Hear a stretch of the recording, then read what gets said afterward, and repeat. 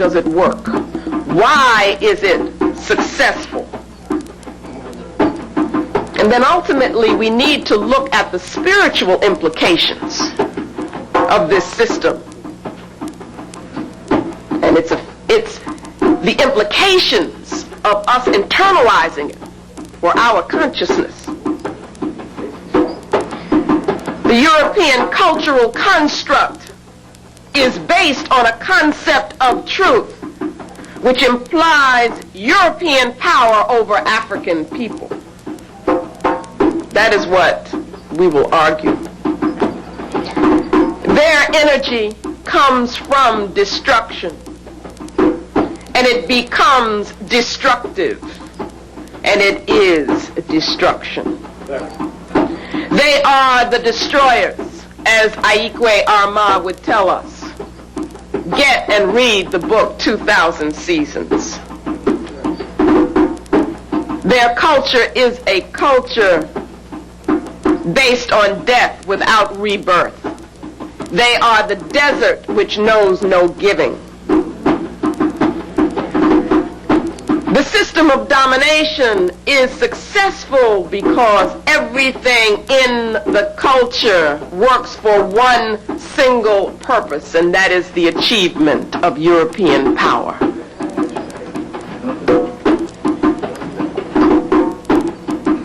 Everything in the culture is focused on the achievement of that power. Everything is for that purpose. It is single-purposed.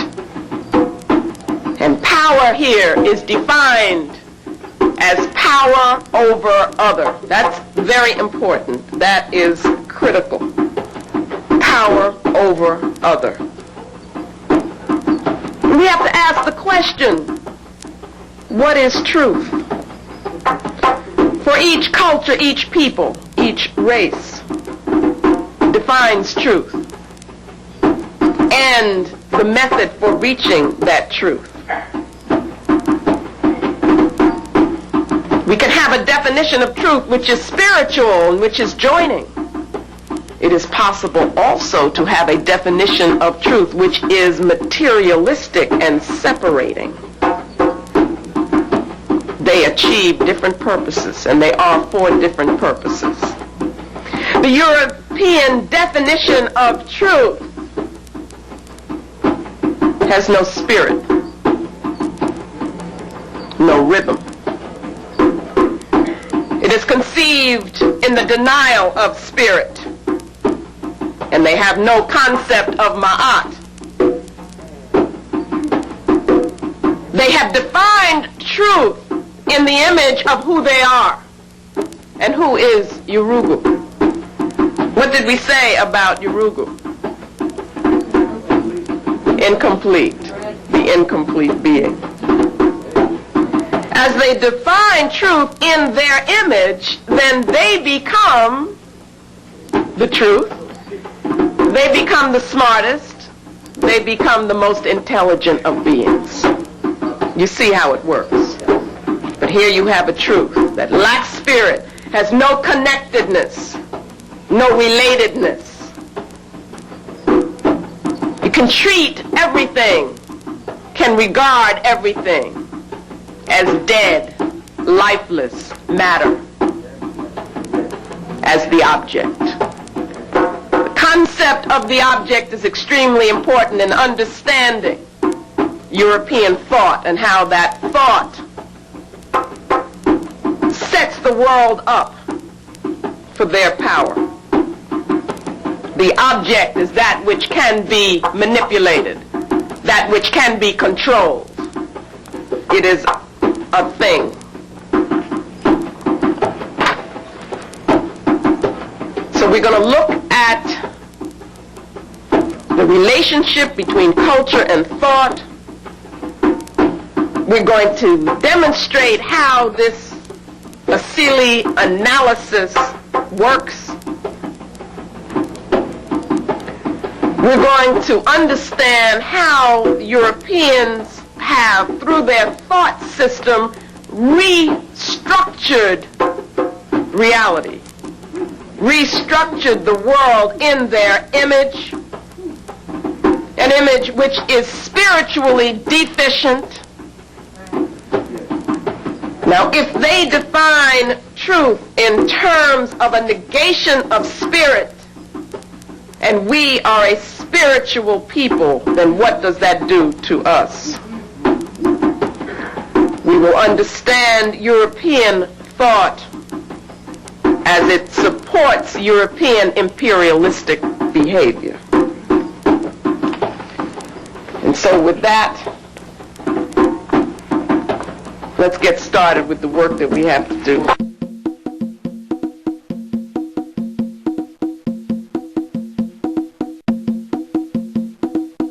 An energy that feeds off of tension, off of conflict. They can't know harmony. You understand that? Cannot experience feeling of harmony.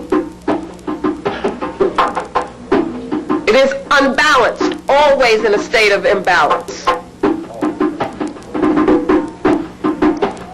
At the same time, well, let's move to the utamawazo on the right-hand side. This is the cognitive, the thought, how the asili manifests itself as thought. Remember, there is no interrelationship. There is no cosmic view. A cosmic view of reality gives you interrelationship and interdependence. So what they have is always separation and disconnectedness. Knowledge in this system becomes an act of aggression. That is, it's power over the object. Now, if that's the case, then you've got to have an object to have power over. And that means that you've got to have separation. So everything in their system of thought is based on separation. Where does that separation begin? It begins in the self. They split the self. They dichotomize themselves, separate themselves, as though reason and emotion were separate. And we even find ourselves talking like that, but that's not true. The African conception tells us there is a whole person, so these things are part of each other. They have to visualize it as being separate. Okay, so first you make the separation, you make the splits, then you make them what we call hierarchical, or you put it like this, where one is better than the other. One is superior, the other is inferior. Then the logic of this system says that the superior one should have power over the inferior one. Okay, the one that you value should control the one that is devalued. That's the key. Once we understand that process, you can understand everything that they do, everything that they say, and everything that they write and think and so forth. All the so-called philosophies that people try to say is different, they come from that culture. They're all the same in this regard. So that the thinking is confrontational. We go back to African worldview, we have complementary pairs. As Amma created people with the female principle and the male principle working together. So the societies then have the female and the male working together cooperatively. That's got to be our model. This model says no. Got to be separation and confrontation. It says fanatically rationalistic. What does that mean? Rationalism here is not reason.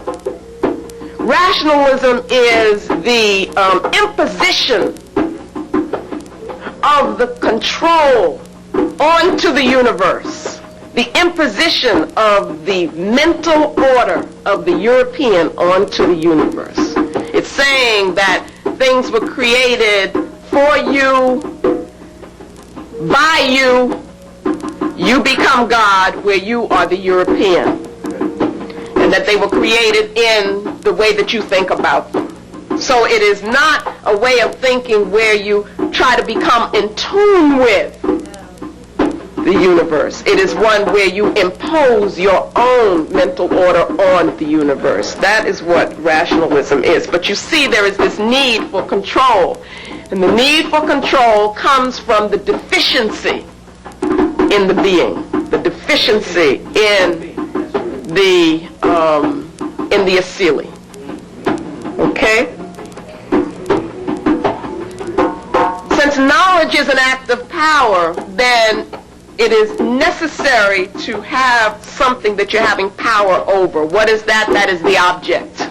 The object becomes the most important thing for them, creating this object. What is the object? We said before, it is a dead thing. Something which is disconnected, something you're remote from, you have no emotional involvement with. That's the object. For them, that is all that you can know, is the object. This dead thing.